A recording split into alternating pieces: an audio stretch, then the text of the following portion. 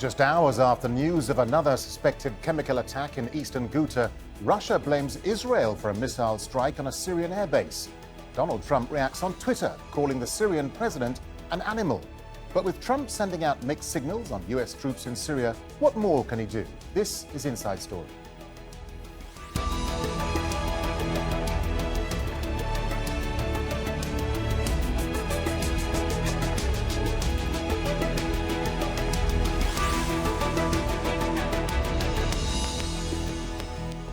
Hello and welcome to the programme. I'm Darren, Jordon. A big price to pay. That's the warning from the US President Donald Trump to Syrian leader Bashar al-Assad and his backers, Iran and Russia.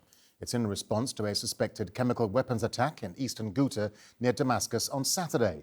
At least 40 people were killed. And then a few hours later, a Syrian airbase near Homs was bombed. The Russian and Syrian governments immediately pointed the finger at Israel, which has not responded to the allegations. The UN Security Council is due to discuss the chemical attack, and we'll get to our guest in a minute. But first, here's Imran Khan. Entire families, babies, children, adults, dead. The people who remained in Douma thought they could shelter from the airstrikes in the basements of buildings.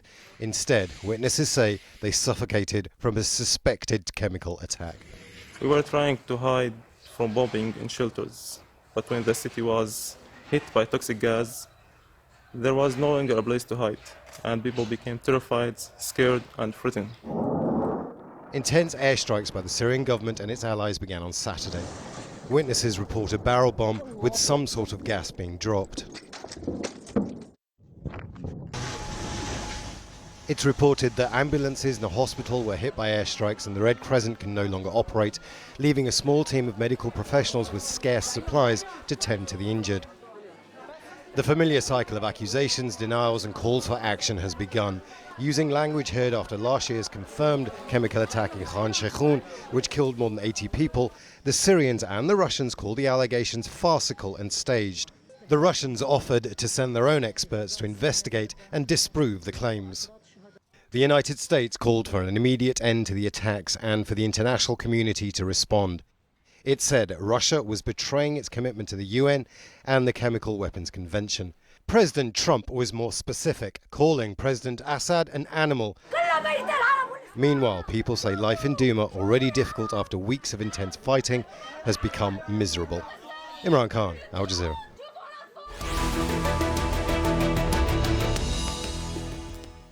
Well, UN investigators have documented at least 33 alleged chemical weapons attacks in Syria since 2011. They say 27 of those were carried out by government forces. Well, the worst was in Eastern Ghouta in August 2013. A sarin gas attack killed at least 1,000 people.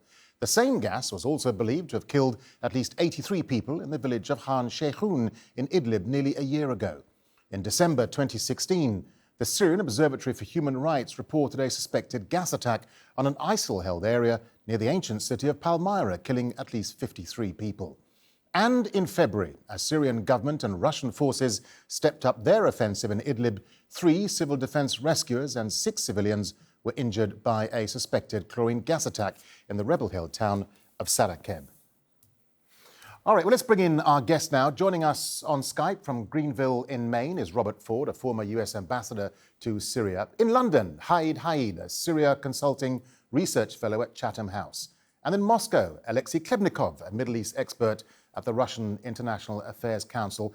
Gentlemen, thank you all for joining us. Robert Ford, let me start with you, if I may. The Pentagon has denied that US forces were behind the missile attack on this Syrian airbase, but the Russians are blaming the Israelis. So who do you think is behind it, and what message were they trying to send? Well, I think everyone suspects that it was the Israeli Air Force that struck the Syrian airbase. The Israelis have hit that air base before. They did so in February. They did so then, they said, because the Iranian Revolutionary Guard Corps is using the base for support to its operations in Syria. And the Israelis have long said that the Iran Revolutionary Guard Corps' operations and presence in Syria constitutes a threat to Israeli national security. So I think think almost everyone assumes it was the Israelis. Let's bring in Haid there in London. I mean, what's your take on this missile strike on the Syrian airbase in response to this alleged chemical attack? I mean, Trump had warned there'd be a big price to pay. So what is this big price then? Well, the big price before was a one-off attack on the airbase that was used to carry out the attack. At this point, it's not clear what the American reaction will be like, because just a week ago, the Trump administration said that they are planning to withdraw from Syria. Now, what's happening in Syria is making the situation even more complicated, and uncertainty is the only thing that everyone is sharing right now, because if the Americans will decide to basically carry out attacks against the regime, I think those attacks will be limited and will most likely not prevent Assad from using chemical attacks in the future. So for many Syrians, even if such attack will take place, it has to be, first of all, on a large scale in order to prevent not only chemical attacks, but also prevent Assad from continue killing people on a daily basis. Alexey Khlebnikov in Moscow. I mean, it is interesting, isn't it? Because the Russians are warning of dire consequences if the West uses this alleged chemical attack as a pretext to intervene in Syria. Now we've seen this missile strike on this Syrian airbase. How is Moscow likely to respond, do you think? Well, in the first place, we've heard already, and Lavrov reiterated that Russia warned several days ago that warned about the preparations from rebel side, from extremists, a staged chemical attack to basically blame Assad for that. So today's comments of Russia's foreign minister Lavrov directly referred to that. So this is why Russia warned, then it happened. So why then now everyone blames Assad again for this attack? That's the first thing. Secondly, about this airstrike.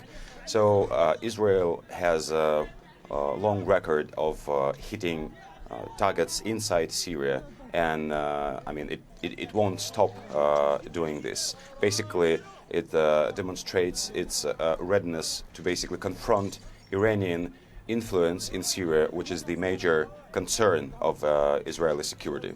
Yeah, that's an important point you make, Alexey. Let me stay with you for a second, because, as you say, it could be part of Israel's efforts to contain Iran's military buildup in Syria, but also to interrupt its supply lines to Hezbollah in Lebanon. But Russian air defense would have picked up these Israeli planes, so why didn't they do anything about it? As far as I know about this attack, it was reported that those jets made attack from Lebanese airspace. They didn't intrude into Syrian airspace. And we also heard reports that basically 5 out of 8 missiles were hit by the Syrian anti-missile systems, and only 3 eventually hit the Syrian airbase.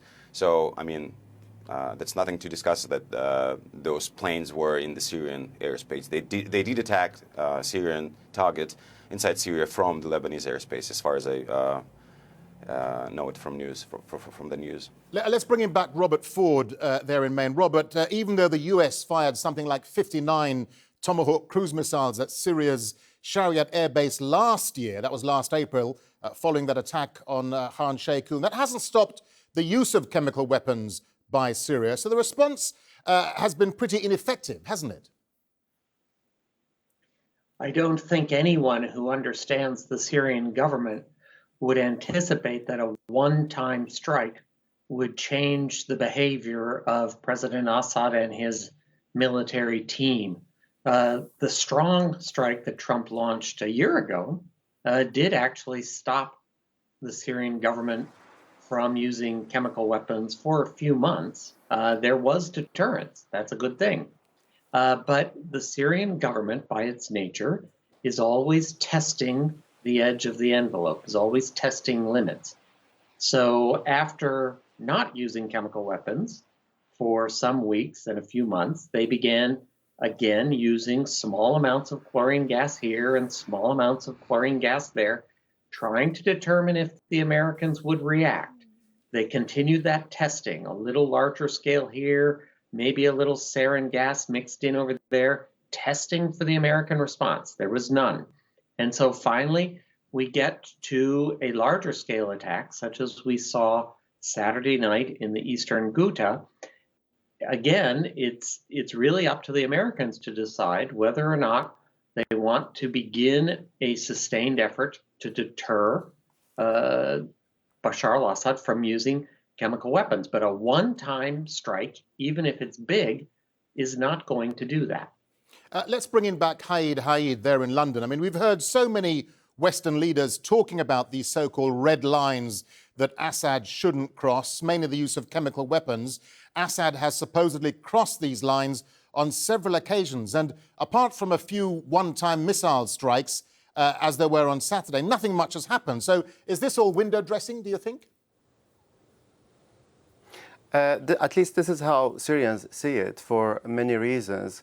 One of them is what you said, that the regime has been using chemical attacks for years. Only this year alone, a recent report by Human Rights Watch mentioned that the regime at least carried out 6 confirmed attacks in different places. So that having basically measures, accountability measures taken by international community is the exception, not the rule. And the regime has always been thinking that this will be another attack that people and governments will condemn, but no one will do anything about it. And I think what's also important here is to highlight that the aim of such attacks is not only basically a message sent to locals to say that no one is here to protect you and no one will be able to protect you from us anymore. But it's a message sent to the international community to say that we can do here whatever we want and no one is here to stop us. Alexey Khlebnikov, let's stay with the issue of Syria and chemical weapons, because President Assad did agree in the past to scrap his chemical weapons arsenal under an agreement backed and sponsored by Russia. So what's left of that agreement? Why is that not happening? Well, in the first place, we should recall that officially Syria got rid of all its chemical stockpiles, and it was officially confirmed by the UN watchdog. And the process of elimination of that chemical stockpiles was done under the Russia's and the United States observation. So basically, officially, Syria got rid of this its chemical stockpiles.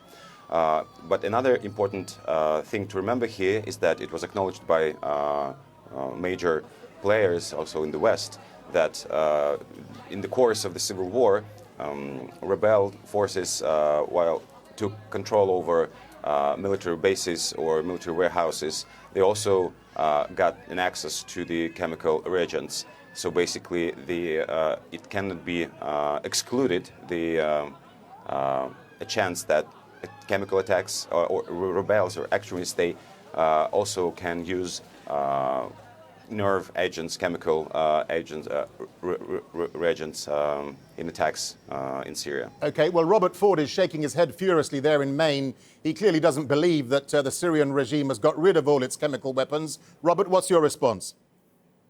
Well, it really doesn't matter what I believe. I'm a retired ambassador. What's more important is that the United Nations Joint Investigative Mechanism and the Organization to Prohibit Chemical Weapons, based in the Netherlands, together investigated the follow-up to the 2013 United Nations Security Council resolution backed by Russia and the United States.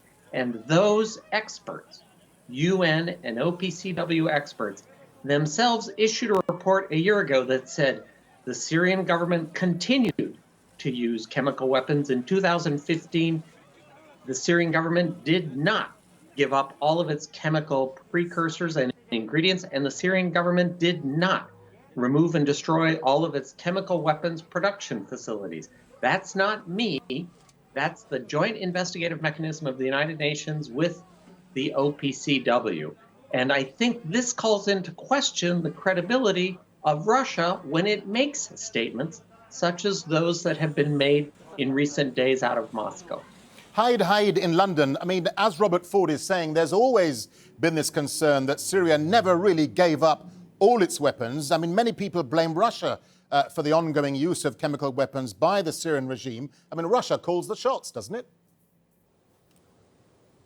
Definitely, because Russia has always been the one protecting the Syrian regime from, first of all, any kind of UN resolution that might hold him accountable. And the second one is preventing, or at least threatening against any military intervention in Syria. And those two elements have allowed the regime to continue to attack people with impunity. And this is, again, if anyone is to be blamed after the Syrian regime, is definitely Russia because of this protection that is providing Assad. Okay, I want to broaden the argument now out a little bit in terms of US involvement in Syria. Robert Ford, let me come back to you. What is the US policy on the war in Syria? I mean, one minute Trump says the troops will leave, quote, very soon. The next minute he says, oh no, they're staying. I mean, Trump's military commanders must be extremely frustrated at the lack of a serious, robust policy on Syria. I think it would be an understatement if I were to say that American policy on Syria is not very clear. What we can say with some surety, some certainty, is that the American priority was and still is fighting ISIS, fighting the Islamic State of Iraq and Syria, Daesh. That's the priority. I think it's also clear that President Trump does not wish to be involved in the reconstruction of Syria, doesn't want to pay U.S. taxpayer money to rebuild Syria, whether in the parts controlled by Russia, Iran, and the Syrian government, or in the parts controlled by American allies on the ground in eastern Syria. And I think the third thing we can say is that President Trump, sooner or later, he would prefer sooner, wants to withdraw American forces and for some other unidentified security force or group of countries providing a security force to go into eastern Syria and contain whatever ISIS remnants are left on the ground. That's the best we can understand about American policy, but there are lots of questions about strategies, about tactics, and about timelines. Okay. Alexey Khlebnikov in Moscow. The US Senator John McCain has said that America's inaction over Syria has emboldened President Assad and Russia and Iran. Do you think that a lack of any clear, robust US policy on Syria has actually made things easier for Moscow and Tehran? To a certain degree, of course. And I think the rationale behind Moscow's strategy is that basically the conditions, the entire environment in the Middle East allows it to increase its influence and its role. So basically, thanks to the U.S. inaction in the part, or even in the part, U.S. Decreased involvement in the regional affairs allowed Moscow to grow its influence, and also it's the case in Syria. Hayed in London. I mean, President Trump has always blamed his predecessor, Barack Obama, for being too soft on President Assad. Yet now that he's in power, nothing much seems to have changed. I mean, has Trump now effectively missed the opportunity to deal effectively with the Syrian regime and Iranian assets inside Syria?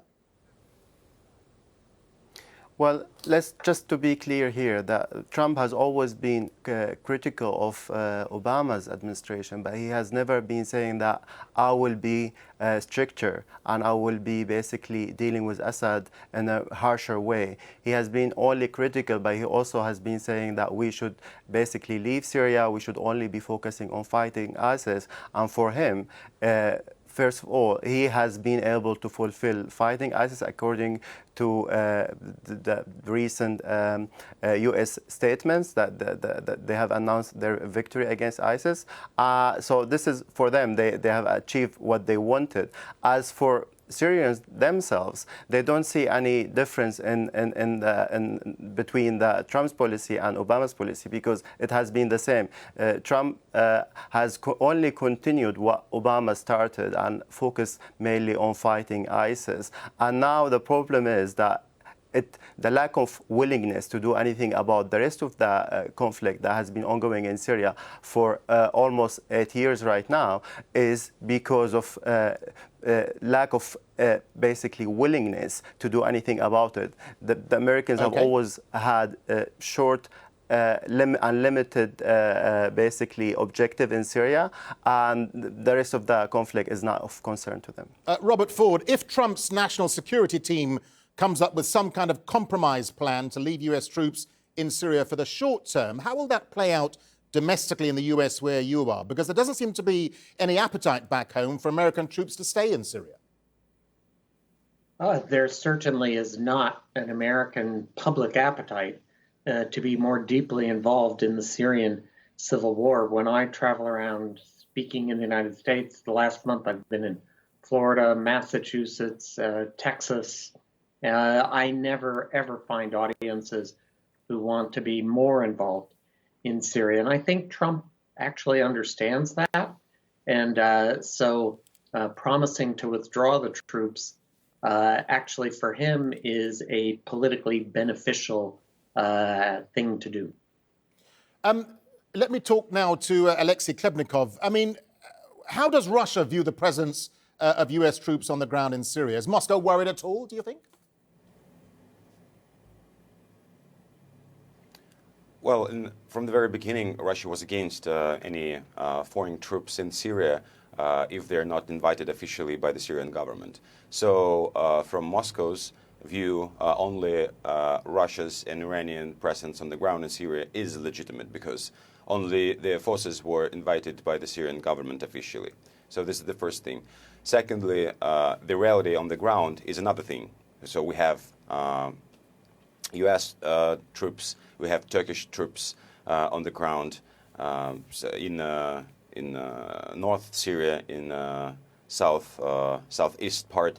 So basically, it's the reality with which Russia needs to deal, and that complicates the entire puzzle here. So basically, now Russia, Iran, and Turkey having this trilateral format, trying to address all these issues, while Turkey, being a NATO ally of the United States, has tensions with the United States over its support to the Kurds, to Syrian Kurds in Syria. Okay. So basically, from Moscow view, as I see, it's kind of like the more variables in the equation, the harder to resolve it. Okay, let me get a final thought from Haid there in London. I mean, where does this leave any kind of political and diplomatic effort that could finally bring all sides together to reach a deal that will end the bloodshed? Well, unfortunately, it seems that there is no political solution, at least in the near future, because the Syrian regime from the beginning has been always saying that we are determined to recapture the rest of the country. And as long as there is no willingness or ability from the international community to do anything to stop him from doing so, it will be difficult to imagine a scenario in which Assad will automatically and voluntarily accept to share power or to start any kind of political transition. And on the same basically note, if you look at Russia and Iran, so the regime allies, they are not putting any pressure on the regime to change that kind of behavior. So this is why it seems that the regime will continue to carry out attacks to recapture the rest of the rest of Syria, where the international community is just watching and saying that this is not acceptable. All right, gentlemen, we have to leave it there. Thank you all very much to all of you. Robert Ford, Haid, and Alexey Khlebnikov. Thank you. And thank you too for watching. You can see the programme again anytime by visiting our website, aljazeera.com. And for further discussion, go to our Facebook page. That's facebook.com/AJ Inside Story. You can also join the conversation on Twitter. Our handle is @AJ Inside Story. For me, Darren Jordon, and the entire team here, goodbye for now.